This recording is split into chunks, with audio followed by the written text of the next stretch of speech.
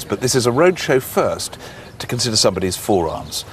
So how did these works of art happen?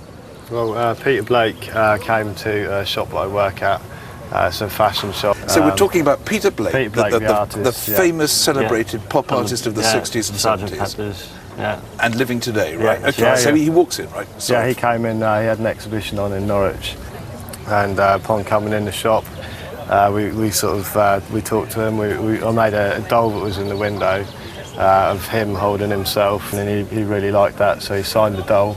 Yeah. And then we all sort of got chatting. That's when we had a few things. Then we asked him to sign our arms. So you're brothers, right? Yeah, we're twins. Yeah. Oh, you're twins. And I work in a tattoo studio around the corner. So we asked him to sign us, and then we were then going to go after meeting him and get them tattooed. So. Okay, so as soon as he'd written them on your arms, you banged them permanently down straight away. in ink with a tattoo. That was my lunch break. And of course, he must love you two because you're heavily into tattoos.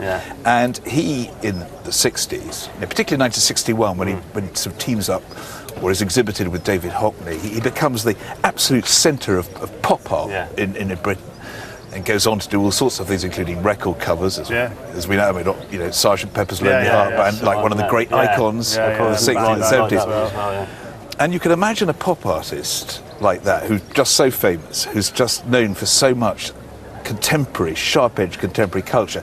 He must love you two. He was quite... Yeah, he's pretty impressed, I think. I think it was a bit of a shocker to him to start with, but we didn't think he really liked it. So and his wife was really into it as well, which is good. So. And as a result of that connection you developed with him, you've ended up with we basically had a couple of Siggy packets and just got him to sign them. And Rich went out and bought that in the morning because that's one of our favourite singles from back in the day. So. Because that's by him. Do they know it's Christmas? Okay, the Band-Aid song. Yeah, that's right. And then we received this one, which is number 1 and number 2 of 4 through the post. We've got a postcard as well. Yeah.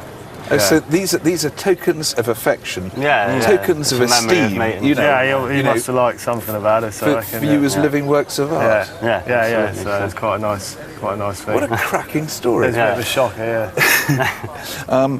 If I can start with the cigarette packet.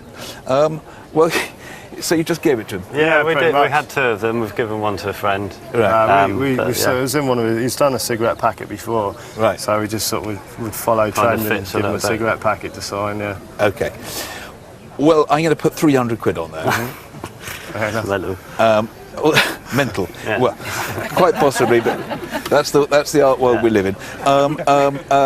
I think I'm going to put on the signed record cover, which a bit like the fag packet. It looks like something appealing. It's and beautifully presented, and presentation is all. And having glass in front of these things, you have to stand back. 300 quid. Okay. That's 3.5 quid from a charity shop. That was 3.5 quid from a charity. On the morning actually. On the morning. Yeah. Nice. Yeah.